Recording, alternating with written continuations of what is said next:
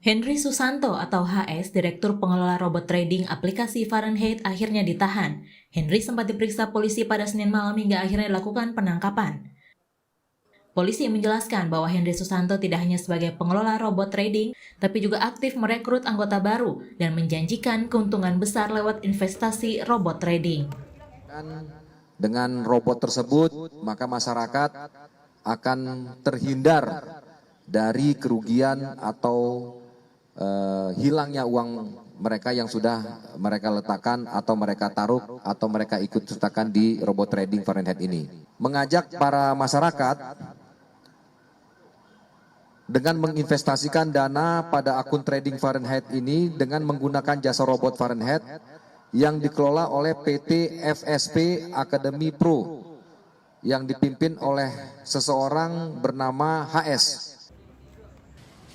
Hal serupa juga diakui salah satu korban robot trading Fahrenheit. Dalam pengakuannya, sang korban mengaku percaya kepada Henry karena kenal sebagai teman, hingga akhirnya tertarik dan menaruh uang sebagai investasi. Awalnya bergabung itu karena personally saya kenal dengan direktur dari PT Fahrenheit ini. HS ini? Iya, betul sekali. Jadi kita diajak oleh dia, and then teman-teman lain juga bergabung. Jadi kita tertarik dengan sistem. Kita rasa percaya kepada dia karena dia adalah teman main kita. Oke. Berapa banyak uang yang Anda investasikan? Itu pertama saya taruh $1.000, lalu saya top up lagi karena menguntungkan. Saya top up lagi sampai $3.000. Jadi sekitar 66 juta lah. Setidaknya sudah ada 120 orang yang melapor ke Bareskrim Polri terkait penipuan investasi di robot trading Fahrenheit. Tak hanya itu, Polda Metro Jaya pun membuka posko pengaduan untuk menerima laporan lainnya dari korban robot trading. Diduga ada sekitar 700 hingga 1.000 orang anggota yang terjebak dan sudah berinvestasi di Fahrenheit. Kuasa hukum korban robot trading Fahrenheit, Edward Tobing, melalui pesan singkat mengkonfirmasi ada 2 orang perwakilan korban yang akan memenuhi panggilan penyidik hari ini. Keterangan korban diperlukan untuk mendalami kronologis penipuan dan memastikan cara kerja robot trading Fahrenheit. Hingga hari ini sudah ada 5 orang yang dijadikan tersangka dalam kasus penipuan investasi robot trading Fahrenheit. Beberapa aset dan barang bukti pun juga sudah dikumpulkan penyidik, mulai dari dokumen, laptop, uang tunai, 2 unit mobil, hingga 2 apartemen di kawasan Jakarta Barat. Tim Liputan Kompas TV. Saudara, polisi masih terus mengembangkan penyidikan kasus penipuan investasi robot trading Fahrenheit meskipun HS, Direktur Operasional Fahrenheit, dan 4 orang lain sudah ditahan. Untuk informasi lebih lengkap kita akan sapa Jona Hamonangan langsung dari Bareskrim Polri. Jona, selamat sore. Bagaimana kronologi penangkapan? Apakah selama ini tersangka bersembunyi? Betul ada kemungkinan pihak lain atau yang bisa dikatakan bos besar karena kan HS ini perannya sebagai Direktur Operasional ya, Jona ya? Ya, selamat sore Livi dan saudara. Memang ini berawal dari adanya laporan dari masyarakat terkait adanya investasi, mana awalnya investasi ini menguntungkan tapi akhirnya menjadi kerugian. Jadi investasi ini dinamakan dengan Fahrenheit. Nah, awal mula dari penangkapan dari Henry Susanto ini adalah dikarenakan memang awalnya dari Polda Metro Jaya sudah melakukan pengembangan, jadi sudah menangkap 4 orang, dan setelah kejadian itu akhirnya pihak Bareskrim Mabes Polri memanggil Henry Susanto dengan kapasitas sebagai saksi. Dan setelah pemeriksaan dikarenakan sudah muncul adanya unsur yang cukup kuat, akhirnya dari pihak penyidik Bareskrim menetapkan sebagai tersangka pada malam harinya. Nah, setelah dilakukan penetapan sebagai tersangka, polisi akhirnya juga mengambil beberapa atau menyita seperti ada 2 unit mobil dan 2 unit apartemen yang dijadikan sebagai barang bukti, dan saja saat ini barang bukti juga sedang diamankan di Polda Metro Jaya atau di halaman di Ditreskrimsus Polda Metro Jaya, dan saat ini sedang dilakukan pengembangan lagi. Jadi pengembangan tersebut dilakukan untuk mencari tahu apakah masih ada lagi otak pelaku ataupun yang setingkat dengan Henry sendiri. Jadi dari pihak polisian pun mengatakan bahwa hukuman diterima Henry ini lebih tinggi dari yang lain dikarenakan Henry bertindak sebagai otak pelaku atau mastermind, orang yang merancang dan melakukan dari perbuatan. Nah, terkait dengan adanya 24 tahun hukuman ini, memang dari pihak polisian masih belum menetapkan pasal disangkakan, namun pasti dikarenakan otak pelaku maka lebih tinggi.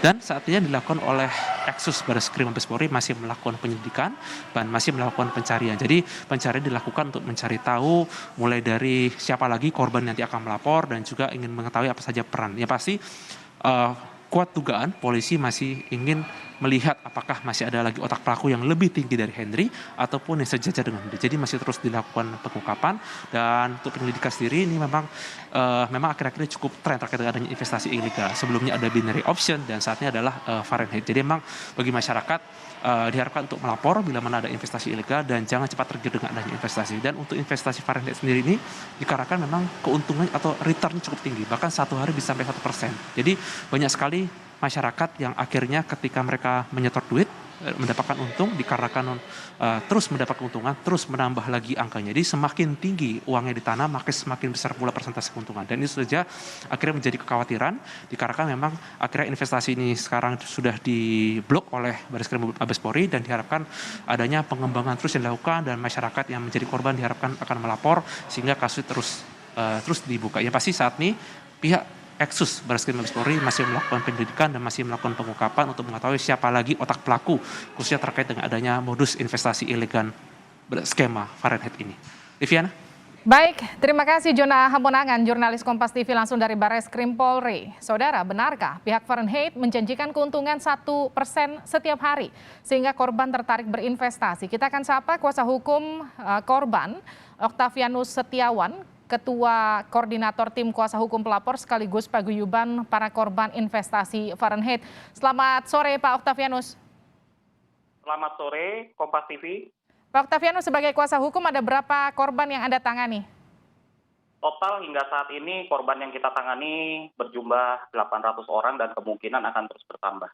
800 orang. Ini artinya semua yang melaporkan kemudian Anda menjadi kuasa hukumnya Pak Oktavianus?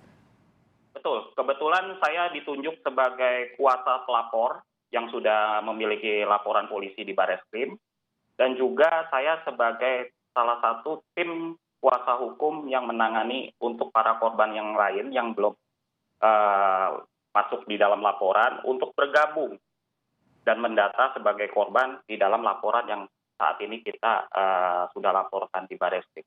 Oke, dari 800 orang yang Anda tangani, berapa total kerugiannya ini? Total kerugian hingga saat ini kami masih menghitung dan total sudah ada sekitar 750 miliar.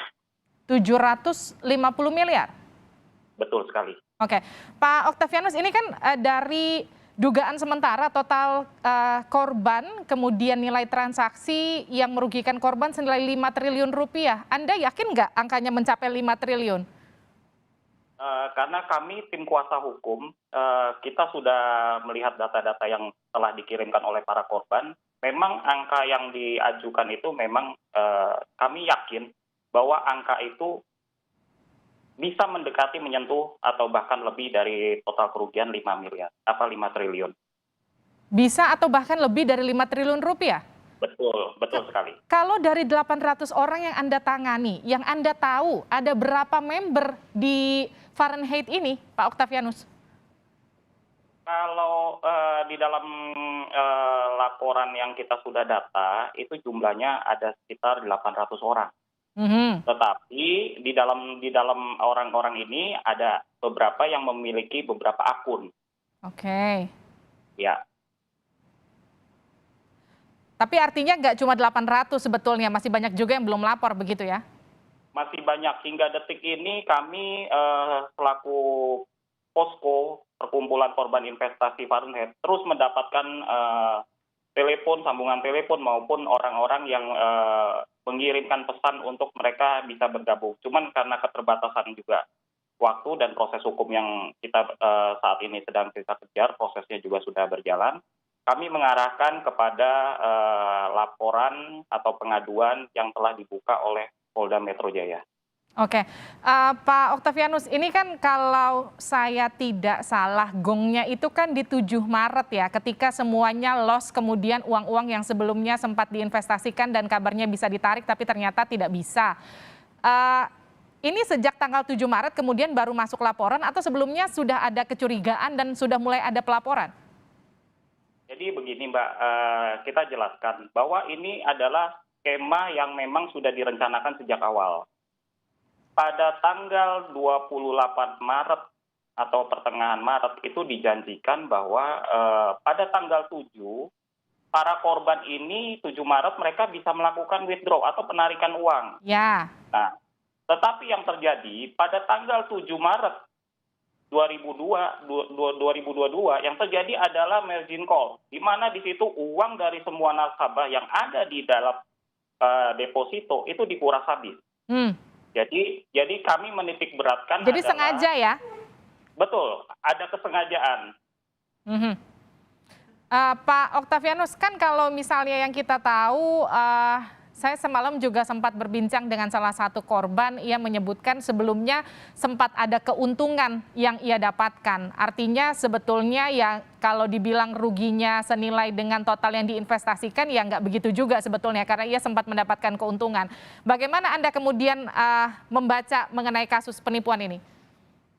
Baik, satu hal yang perlu dipahami dan harus dipilah adalah ya, para korban yang bergabung ini sudah diatur oleh adanya sistem.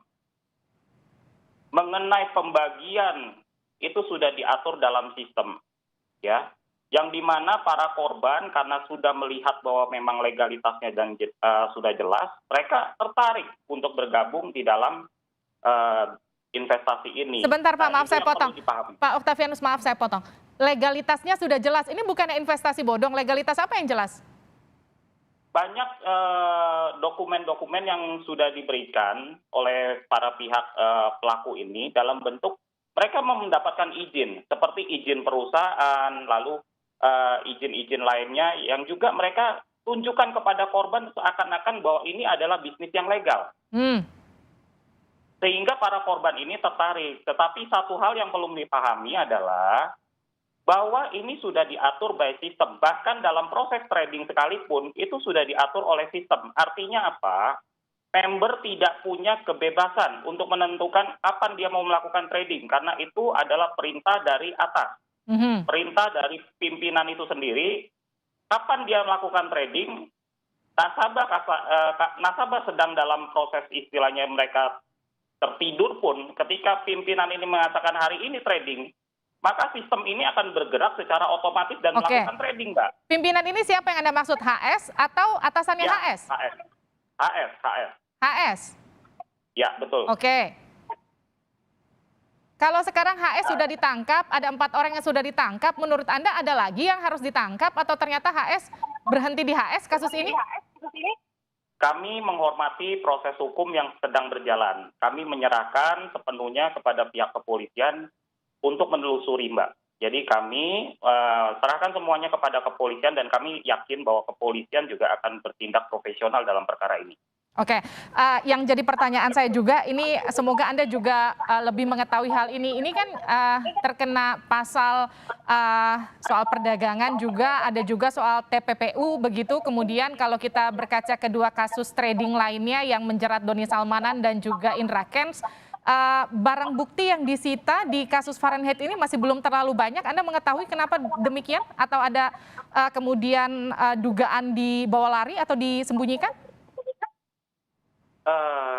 Kalau menurut saya, polisi sudah bekerja secara profesional dan juga sudah bergerak cepat. Memang untuk menelusuri aset-aset yang mungkin bisa ditelusurin itu memerlukan kerjasama dari beberapa pihak, salah satunya adalah PPATK.